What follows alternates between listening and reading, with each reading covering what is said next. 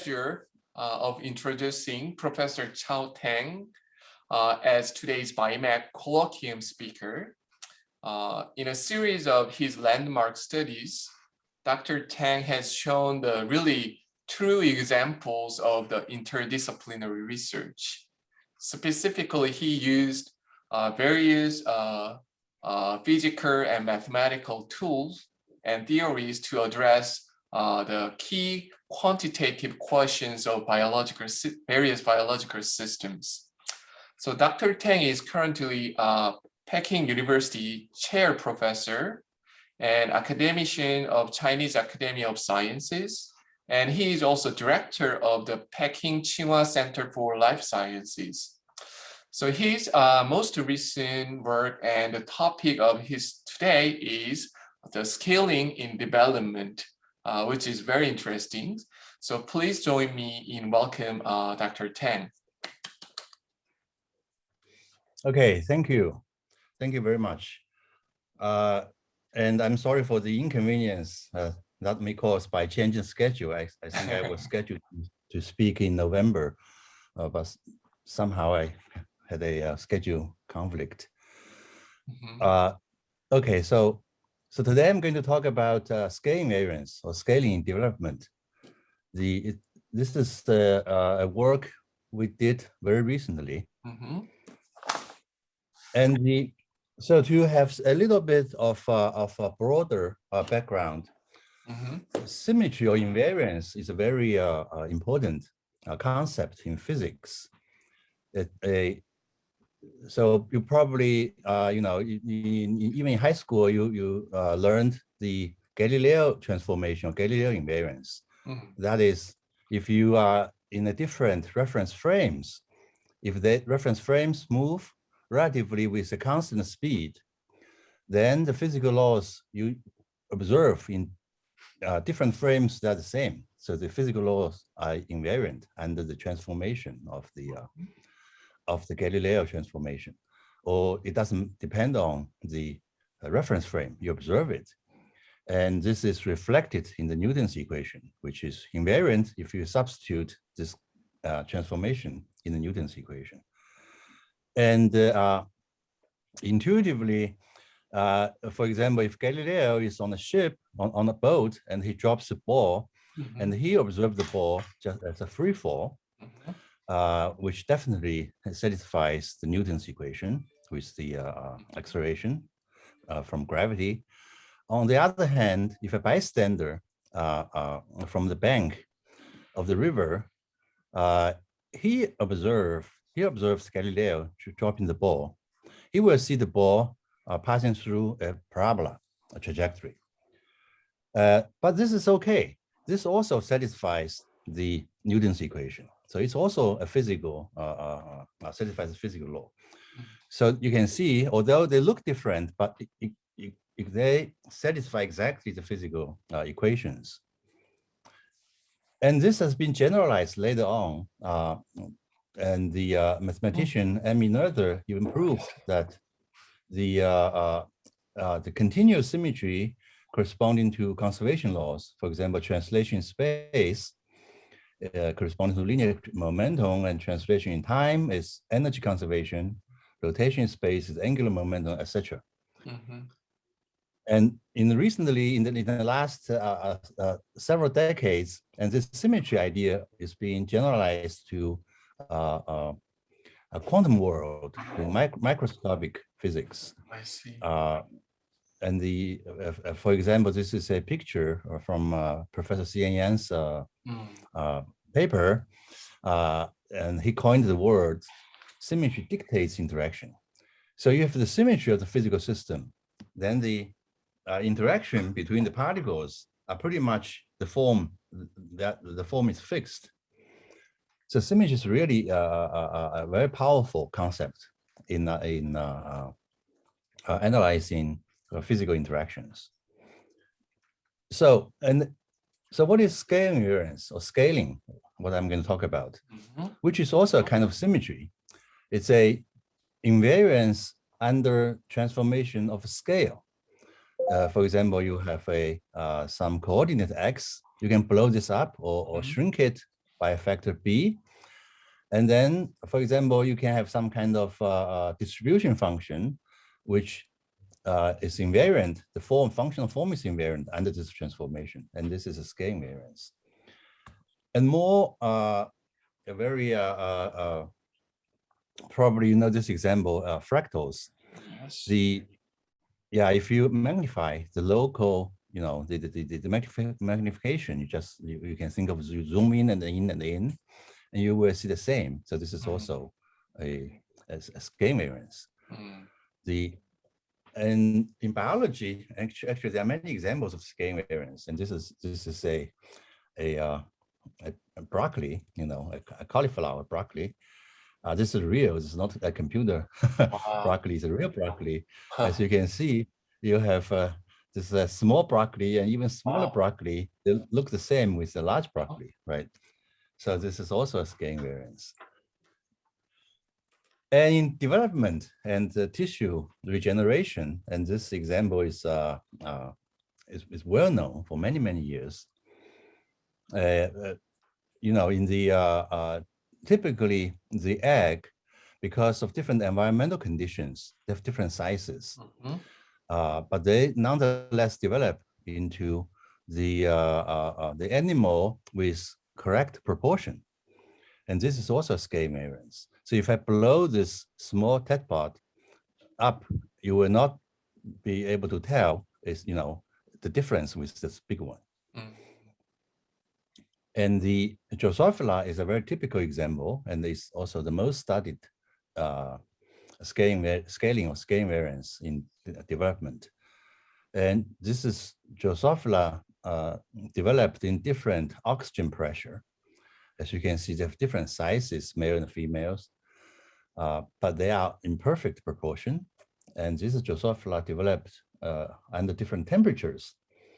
They also have very different sizes, but they are in pretty much in proportion. So this is scale invariance. How can they achieve this, right? Right. So in physics, we know that symmetry is very important. It dictates interaction. If you have symmetry, then it implies that the interaction between the particles will satisfy certain constraints. So maybe here, scaling will dictate genetic interaction. So yeah, so we'll see if this is the case. So for development, a little bit of introduction for development. In development, a cell has to know its position. So this is called positional information. It has to know its spatial position because it has to know eventually will become what kind of cell, a neuron cell, a muscle cell, intestine. And this is done in two typical examples here I show. One is C. elegans. And C. elegans basically from one fertilized egg and one cell divided to 2 and 4. And through these divisions, so-called lineage line, they know their cell fate eventually. Because they know their mother and the mother's mother and the mother's mother. So they will know that, oh, I should be certain cell fate. And as you can see, this cell lineage is highly conserved among different embryos. And also this position of the cells as a divide, they move around. The positions are also highly conserved. So a cell as a divide, if they know their ancestors, and then the physical forces will push them to a certain destination, which is conserved, then they will express into certain genes to become a certain cell fate. So this is one position, one way to determine the fate of each cell.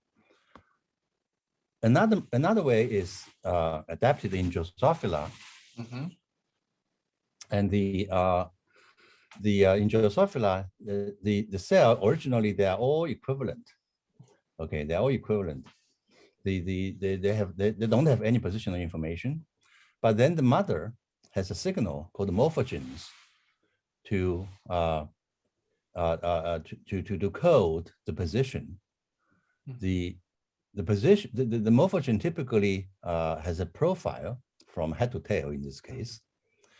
And the concentration of the morphogen codes the position. For example, the morphogens are typically transcription factors. And the cells in the close to the head, they will have higher concentration of this transcription factor from the mother. And at the tail, they have a lower concentration of transcription factor, so that this cell will know that they're closer to the head, and these cells will know that they are closer to the tail. And Drosophila is using this kind of strategy to figure out its position of each cell along the AP axis, so-called. So this is called coding. The mother used the morphogen gradient to code the position, and then the cells will decode the mother's code by reading the concentration of this signal. So this is coding, decoding, and decoding is typically done by a genetic network. Mm-hmm. And this is called French flag model and made popular by the excuse me, by the developmental biologist Louis Werpel. Okay, and the morphogen is formed by diffusion. So here is an example in Drosophila, and the mother will deposit the mRNA of a protein called bicoid, the morphogen. So this is given by the mother. The mRNA will be only deposited in the position close to the head. And then this will be translated into proteins, and the protein will diffuse across the embryo, at the same time will be degraded. Okay, so then you can write down the equation, a diffusion equation with a source at the tail, and then also a degradation. And then you get, of course, the exponential profile. And the exponential profile, you have a typical length scale, which called lambda, which is decay length, right? And then the decay length, easily you can see that depends on the diffusion constant. Faster diffuses will, it moves faster, and then with the decay slower. Will also depend on the degradation rate. The faster degrades, the shorter the length. So as you can see, this kind of coding of positional information is not scale invariant. It has a length scale. And the embryo is larger and smaller. It doesn't matter. They still diffuse with the same length scale. So as I depicted here, so you have this morphogen from head to tail diffuse in the large embryo, and it's also same diffuse in small embryo. But since the mother doesn't know, you will be eventually large or small. So the signal deposited at the head is the same. So they all diffuse the same way. Since smaller embryo, as you can see, will be truncated here. So the French flag model, as we discussed before, is not scale invariant. If you imagine the gene expression is by threshold, if the higher than certain threshold of this transcription factor, it would express blue gene, and lower than certain threshold would express red gene. And then you will get pattern like this. So no scaling. I see. Okay.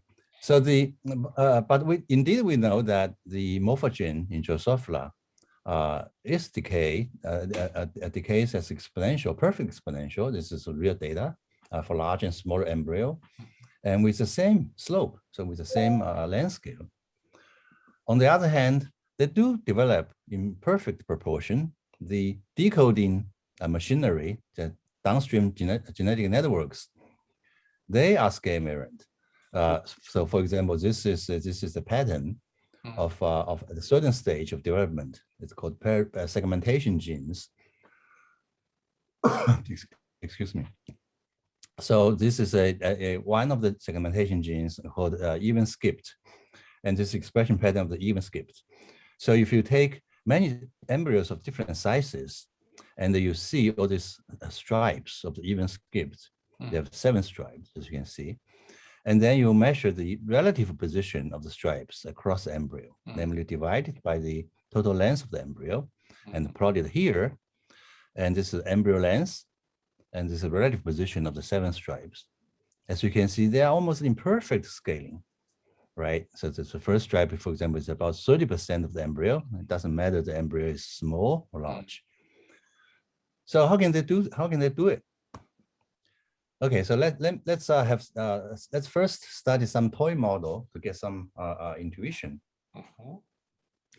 So as we say, they say the morphogen, they don't scale. So for a large embryo, if you have a pattern like this, and smaller embryo, you will have pattern like this. You have no scaling. But how about 2 morphogens? One from the head, one from the tail. So you may think that 2 morphogens, I can determine the relative position of a cell. The cell can read 2 morphogens and figure out its distance from the head and distance from the tail, and then we'll figure out its relative position, right? And indeed, and this has been studied by several groups previously. So we can go into detail a little bit here. So I have a large embryo, I have a small embryo, I have 2 morphogens, red and yellow, and they have the same length scale, diffusion length scale. And then in the large embryo, the 2 morphogens profiles like this. In smaller embryo, it's actually like this because the decay is in the same profile. It's just the embryo is truncated. Okay, so to make better comparison, I normalize the length so that I can compare these 2 embryos. I normalize so that put them all from the length from 0 to 1. And then in a large embryo, the cells will see the 2 morphogen profiles like this. In smaller embryo, the cells across the embryo will see the 2 morphogen profiles like this. As you can see, they're indeed different. Okay, and if you put them together from small embryo to large embryo, and you just lay them on top of each other, and for many different sizes, they behave like this. And then, of course, you can write down the mathematical expression if they indeed decay exponentially.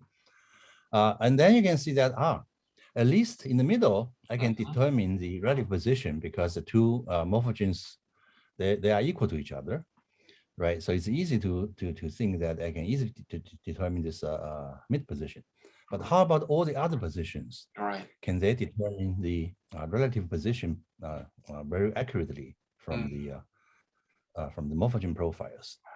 Okay, so that's the that's the work I'm going to talk about in next few slides.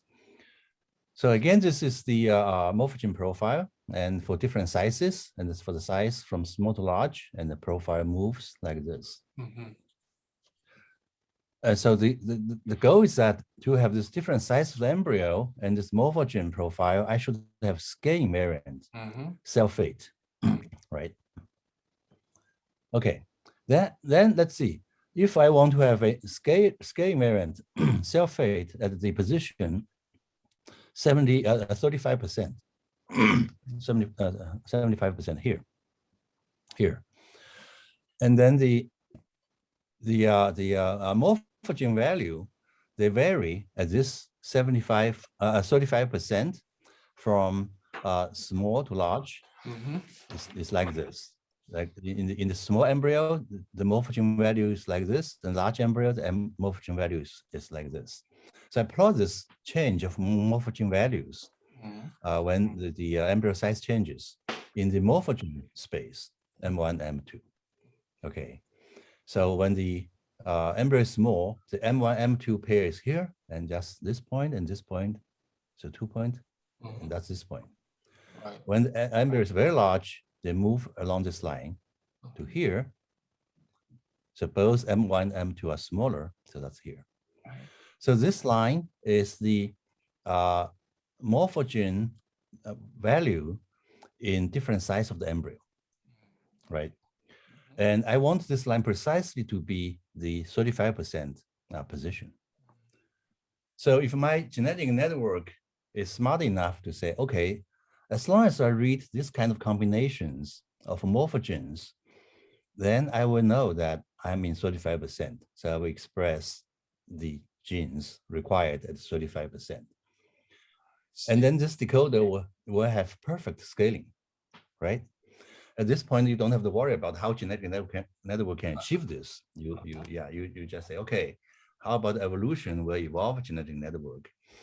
A genetic network, if they read Morphogen combinations here and here and here and here, like this kind of combinations, they will express the genes of 35% cell fate. And then this is, you can do this, of course, for 65%. And then you can also do this for many different cell fates, like, you know, the 10%, 30%, 40%, 50%. It's the same. You just have this, you just trace the morphogen gradients at the certain percentage you require, and then you just trace this line. So this is the decoder which will have perfect scaling variance.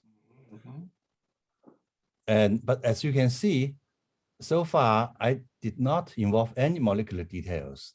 I just say, okay, if Drosophila, they have to satisfy the scaling property, and then the genetic network, when they decode the morphogen profiles, they have to do it like this way.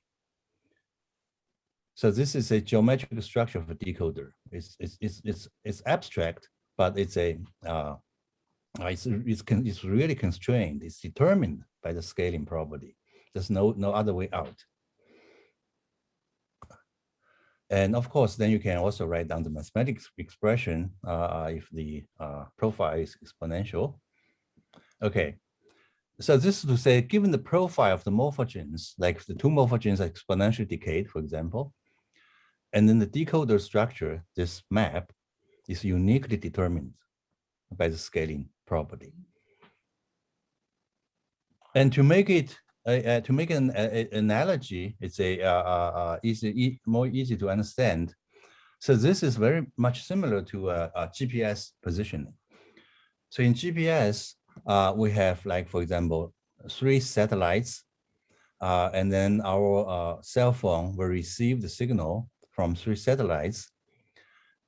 And the cell phone, they have an algorithm that will calculate the time that the 3 signals send reach this our cell phone. Okay, so they will send signal, and then the signal arrives, and then the algorithm determines its location basically by the distance, right, of the 3 satellites to this location, and which is the time it requires to send the signal. And this is a GPS positioning. And in Drosophila, we have 2 morphogens, which is like a satellite signal. And the cell will receive the 2 morphogens, and from the concentration will infer its position. But of course, the GPS positioning, actually, they don't have the they don't have to be scale invariant, because the size of the Earth is fixed; they don't change. So if you imagine that the size of the Earth is also changing, and then your algorithm will require you to be scale invariant if you determine the position of cell, and when the Earth shrinks or expands, you should still be a cell. So that's the algorithm precisely we just discussed here.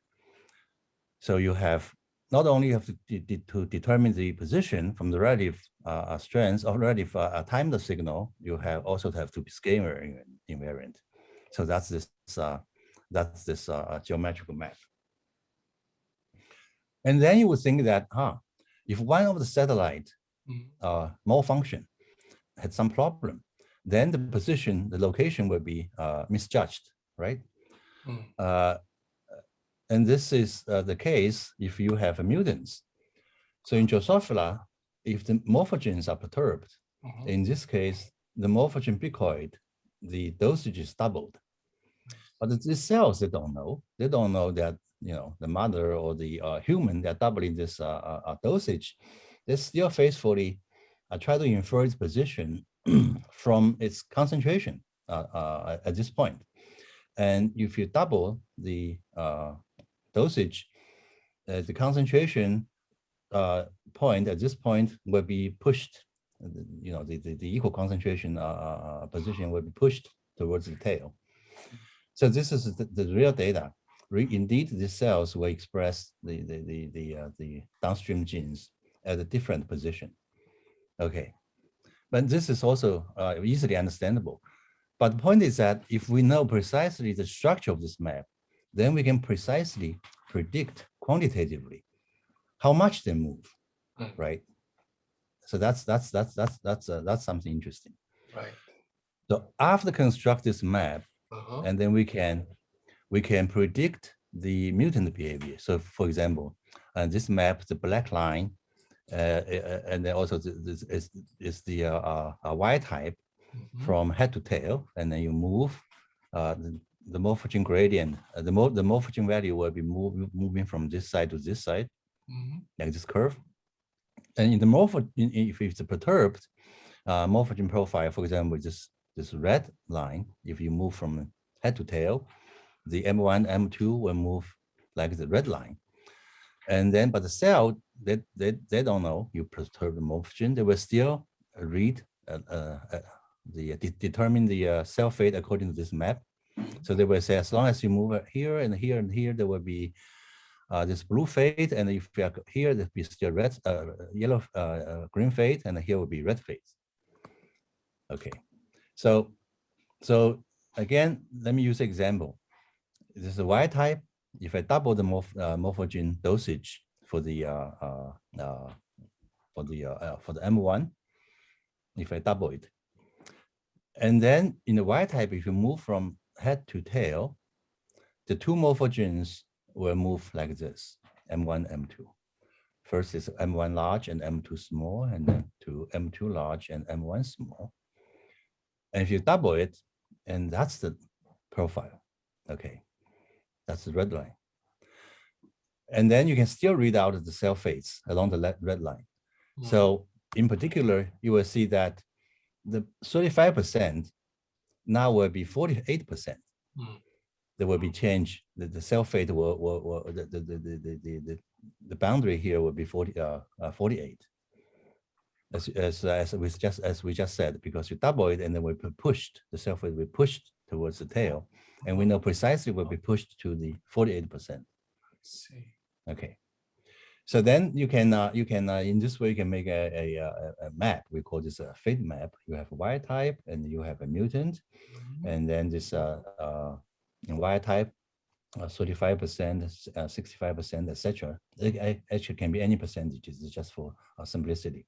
The cell boundary can be mapped to the mutant cell boundary, and then here 35% is mapped into 48%, right? So you have this the fate map. In this case, the fate map is a straight line. Okay, so I used half of my time to talk about this toy model because I think this is important. All the concepts are here, and then in the next 20-25 minutes, so I'm going to go to Drosophila. To see if all these ideas can really apply to Drosophila. And the Drosophila development is, as we said, is from the maternal morphogens and then downstream gene expression. And it's actually, there's a cascade of downstream expression. Firstly, it's like a group of gap genes, so the gap genes. There are 4 important gap genes here. Their expression profile at a certain stage is immunostained. Is immunostained here. And also the other downstream genes. They read the signal of the gap gene. Then read the expression profile of the gap gene, and then express their gene expression pattern. In Drosophila, instead of 2 morphogenes, they have 3 morphogenes. Okay. And the experiments show that the scaling already happens in the gap gene profile, namely in the first stage. There's almost perfect scaling. I will not go into details. So from non-scaling morphogen, 3 non-scaling morphogen, and then the next gap gene expression is perfect scaling. Namely, for large and small embryo, they are all in proportion, the expression pattern. And then the profile of the 3 maternal gradients can be mapped, can be measured precisely from the not precisely, but at least pretty accurately from experiments.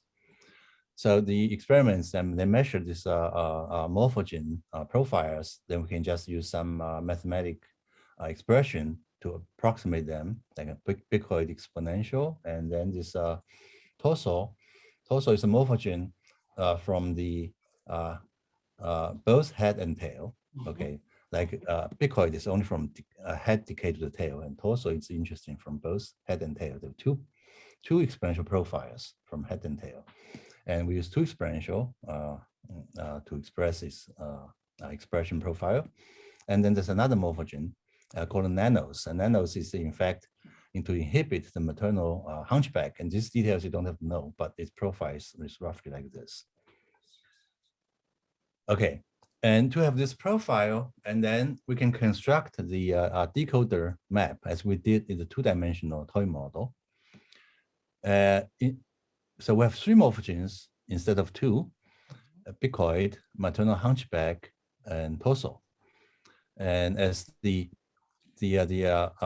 embryo size changes and the morphogen profile changes in the relative coordinate, as we discussed, right? We all normalize into this relative coordinate.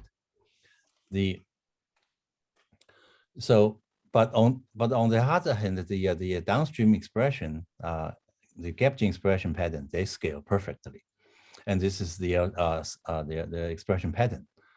And for simplicity, for clarity, we colored this gene expression by different regions, 1, 2, 3, and up to 8. But you don't have to, to remember the details. Essentially, all these regions there, you reflect different cell fates. If you simply, you can view it like this. So instead of 2-dimensional map, we have a 3-dimensional map. Now we have 3 morphogens, and the morphogen from value, we have 3 values. So it's a 3-dimensional cube now from head to tail. If I cross the embryo and the 3 morphogens, they change, the value is like this. It's like this black line. Okay. And then we do the same. We just say, okay, when the embryo size become large and small, this, for example, this 40% line, how the morphogen value will change along this 40% line, and that's this line. So instead of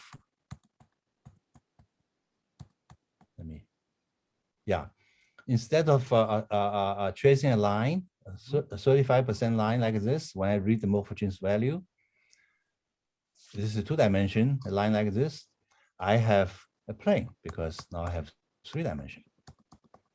So I have a 2-dimensional manifold. Yeah. So I have all these lines for, when the embryo length changes, and then it constitutes a 2-dimensional manifold. And for example, this is 40% line. The y-type standard size is here, but if the size changes from small to large, from large to small, the morphogen value will change like this. And then you say, okay, the decoder has to know that when the morphogen is like this, they have to express the 40% gene. And then that's precisely how we construct this map. Okay. And then to make it more realistic, we say the morphogens have noise, intrinsic, extrinsic noise. So we use a Poisson noise to approximate this noise. And so you have all this line, instead you have these lines, you have all these points.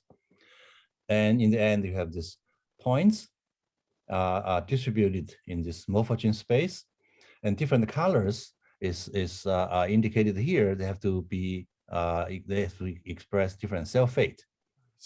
So this is the map of the Drosophila, and as you can see, these different cell fates, they are separated pretty well by the linear planes, and you can see it more clearly. So this three morphogens, Drosophila uses three morphogens, and then the different cell fates can be easily separated by planes, and this is good news. So that which you know, that a genetic network probably is easier to decode for a linear plane than a sort of strange shaped plane. Okay, and this just to say that this linear plane can do very good job. Okay, so this is the decoder structure we constructed, and here we used 8 different cell fates, but in fact you can use 100 different cell fates. In Drosophila, along the AP axis, they can determine 100 differentiate 100 different cell fates.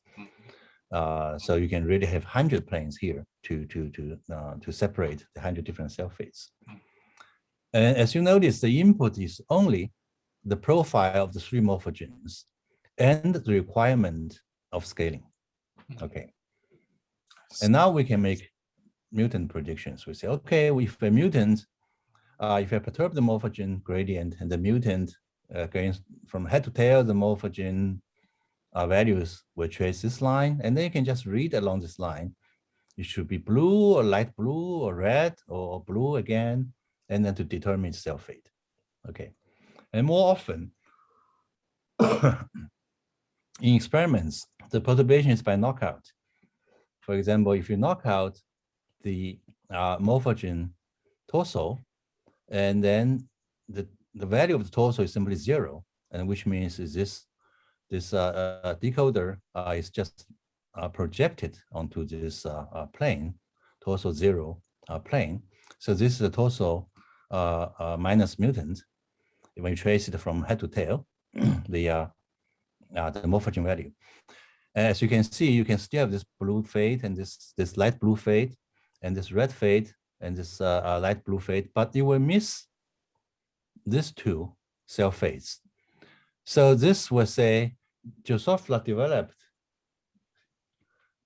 developed in this mutant were missing 2 segments in the tail.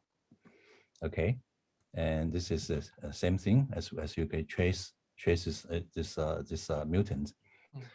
You were missing the last 2 segments because you are here. You don't have this information for these 2 segments, and this is precisely what experiments found.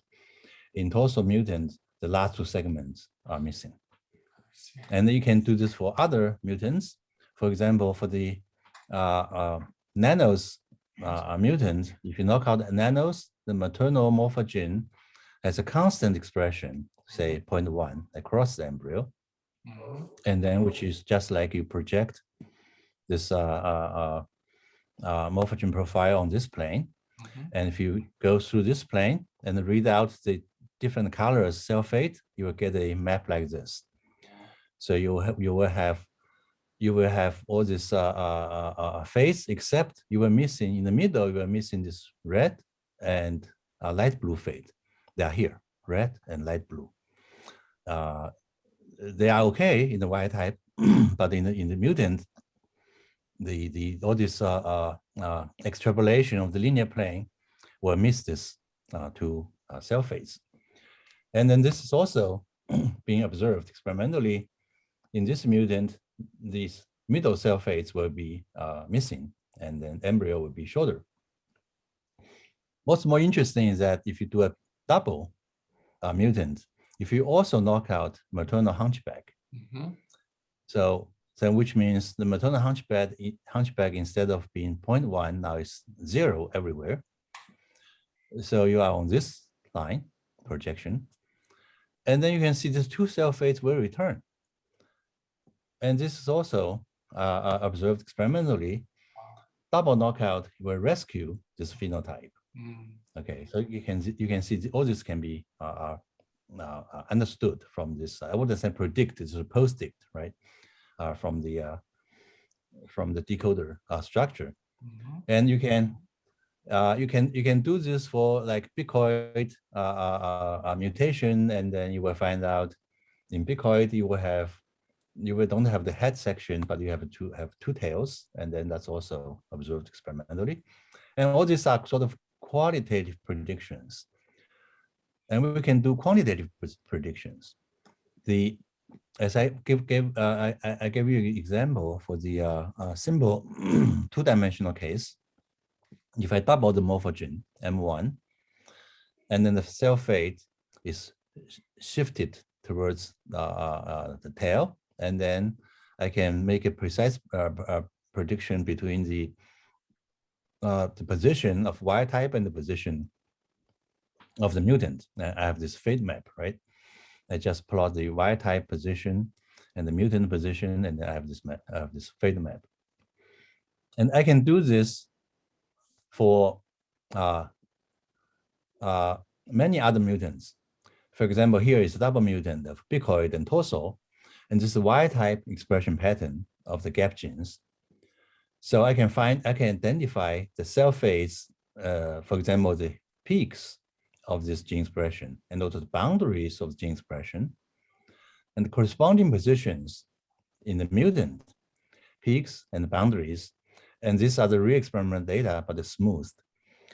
So I can have this yellow squares, and these are from experiments. Basically, I map the wild type position and the mutant position, and the plot on this map. And this red line is, sorry, this black line is the prediction of mutant map. So as you can see, it's very pretty much very quantitative. Let me see, there's some kind of phone call here. Okay, so we can do this for essentially all the mutant data we can find, quantitative mutant data we can find in the literature. This is the wild type, and then this, of course, they're on the diagonal. This fate maps on the diagonal. Wild type, of course, they're on the diagonal. But then these are the different mutants map. These yellow squares are from experimental data, and the black lines are from our prediction. As you can see, they can be very quantitative. But it's not strange, right? It's like GPS positioning. If you know how much delayed the signal is being sent from one or two satellites, then you can figure out your shift. Except in this case, we have the scaling variance, and then we can, even without any details, the scaling variant requirement will precisely predict all these shifts. Okay, so how much time? I have 10 minutes or so. So in Drosophila, see the scaling is achieved by 3 morphogens, and also as we can see in the toy model, the scaling has to be achieved at least with 2 morphogens, right? And they are really achieving this by 2 morphogens. They collaborate. For example, if 1 morphogen for smaller embryo, if 1 morphogen profile shifts in this way, and then the other morphogen will shift this way, so that it will be the cell will still be on this decision boundary. And then, as you can mathematically, this says that the total derivative is 0 just by canceling out. So each derivative is not 0, but the total derivative is 0. So naively, we can think that if I knock out 1 morphogen, and the other morphogen will not do the job, or will do it very badly. So here the F means fraction. Pardon me? Here, large F means the fraction, the fraction. What is the meaning of large F here? Oh, the F is this the distance from this decision, perpendicular distance from this of this line. Okay. So this is if you have this if you a very small a change of the length, if you think this line is approximate straight line, and then you have a normal position, and then the f is when you change the length, and then the morphogen value will change, and then that and then the distance from this decision boundary will change, and the f is 0 says that when the morphogen changes, the decision boundary will not change. Okay, so the scaling is actually compromised in morphogen gradient. Sorry, in morphogen mutants, because the scaling is really achieved by the collaboration of at least 2 in Drosophila 3 morphogens. And this also can be seen from our map, decoder map. So if we knock out one morphogen bicoid, and then this is standard length embryo here, L is equal to 1, L equals to 1. And then the cell fate, as I labeled by color, is across the embryo changed like this. If I change the length of the embryo, scaling means that all these boundaries should be straight, right? It doesn't change with the length. But if you knock out bicoid, all these boundaries will be inclined. The scaling is compromised. And in particular, this yellow cell fate will disappear at a smaller length. And then again, if you change the length, if the length is getting even smaller, this red red region will disappear. And this is precisely experiments told us. And in Huang et al.'s group, they studied embryos of many different sizes. And then in the bicoid mutant, as you can see, first this NERPs, this green region disappears, and then this accruple, and then this NERPs region disappears, as we are predicted. And also, you can also predict the hunchback boundary move in the morphogen gradient perturbation. In this case, the bicoid is tripled, so it's 6s. It's a very large value of bicoid. And this is the boundary of hunchback. As you can see, it's not scaling. It should be at 50% usually, but this is shifted towards the tail because it perturbed severely one of the morphogens. And this is experimental data. So instead of this, they don't change as you change the length of the embryo, they change to towards the tail. And this is our prediction. You know, the data is not that, it's very scattered, but roughly the trend is the same as our prediction. Okay, and we can also calculate the differential contributions of each morphogens. We have 3 morphogens. I will not go into detail. You can calculate the contribution of the morphogen, the information of this morphogen provided in deciding the cell fate at particular position. Okay, a certain cell fate, 3 morphogens collaborated to decide its cell fate, but certain morphogens may be more important than others. So, for example, and then we can calculate this mathematically. And then this is the result across the embryo. So as you can see, in the head, the bicoid and torso are very important. They contribute a lot in deciding the cell fate position. In the tail, it's basically torso and bicoid, although it decays exponentially to the tail, but still it contributes a little bit in decide the cell fate. In the middle is essentially the other morphogen, maternal hunchback, in collaboration with bicoid to determine its cell fate. Okay. And this also can be compared very quantitatively with experiments. And experiments, there's a morphological feature called spherical furlough, which you can think it's just some kind of cell fate. It's at some position along the embryo. It's clearly seen at a certain stage of development. So people studied this position in all kinds of different mutants and also different kinds of different lengths of the embryo. And this position is roughly here. So you can see it's really determined by 3 morphogens. They all contribute. Picoid contribute the most, but the other 2 also contribute. Okay.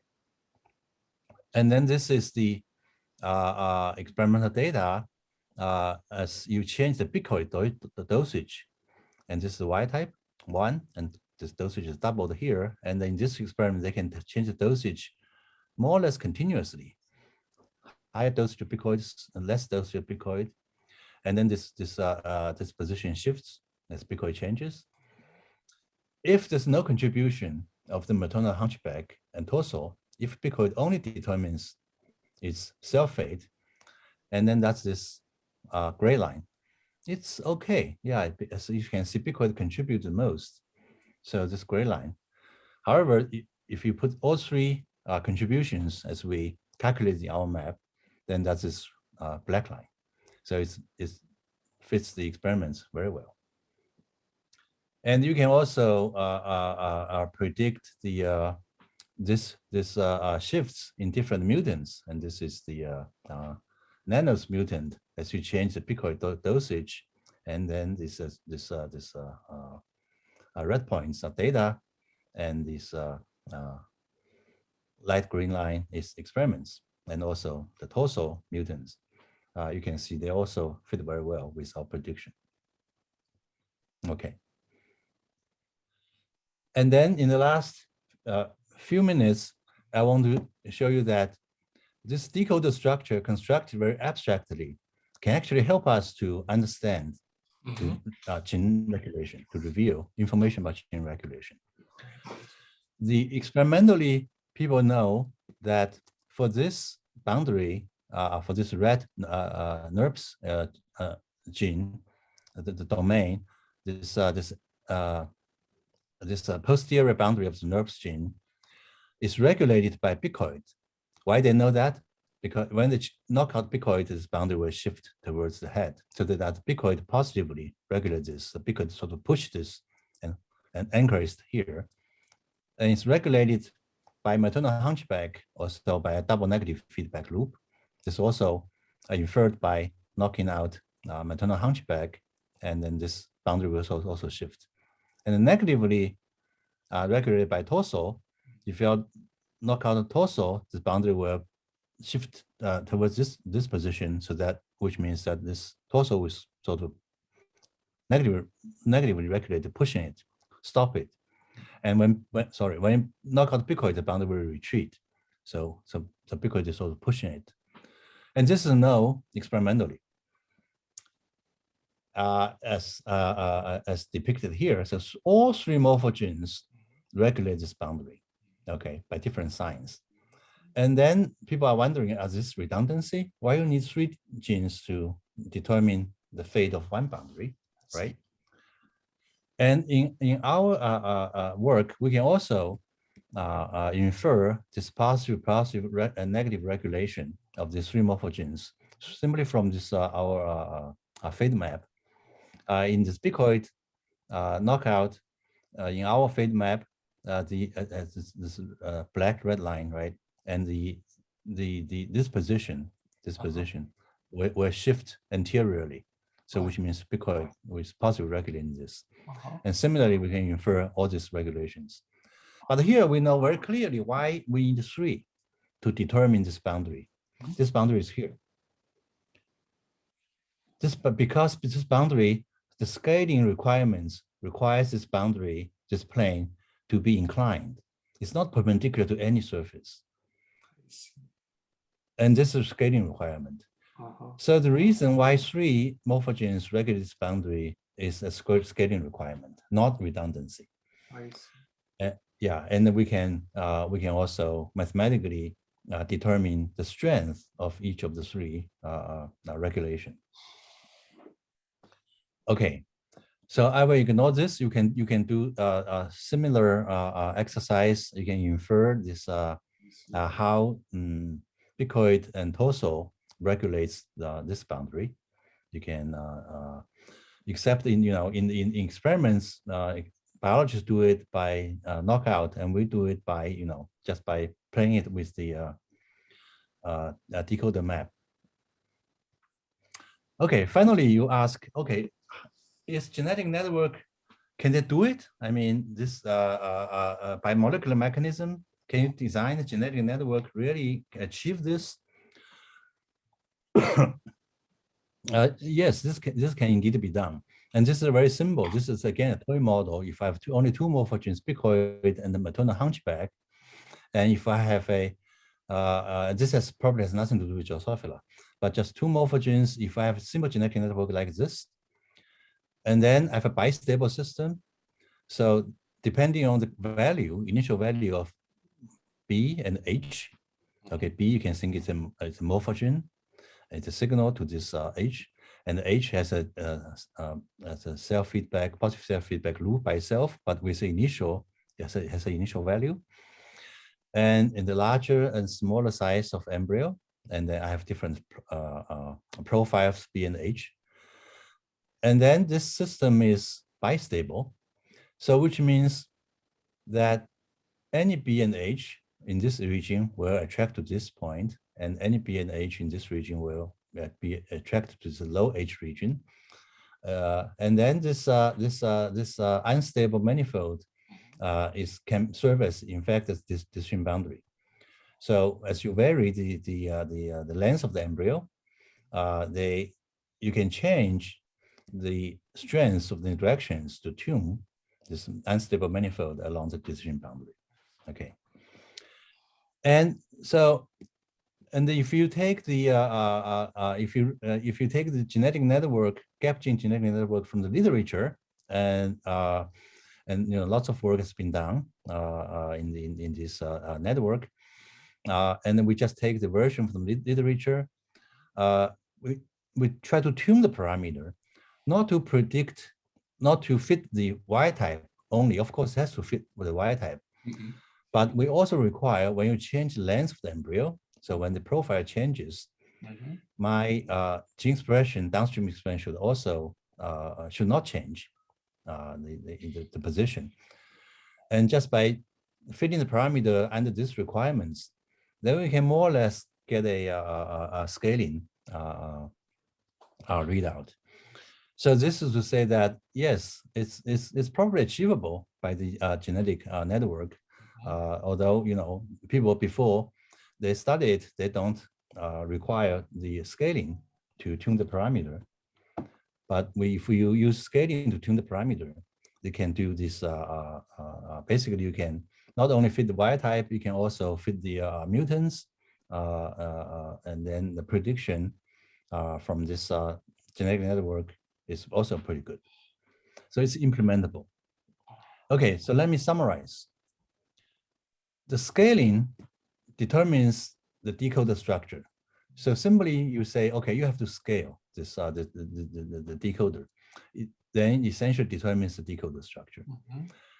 And then this decoder can quantitatively account for nearly all gap gene phenotypes of morphogen mutants in Drosophila. And also, the decoder contains very rich information about the regulation and coding decoding strategy.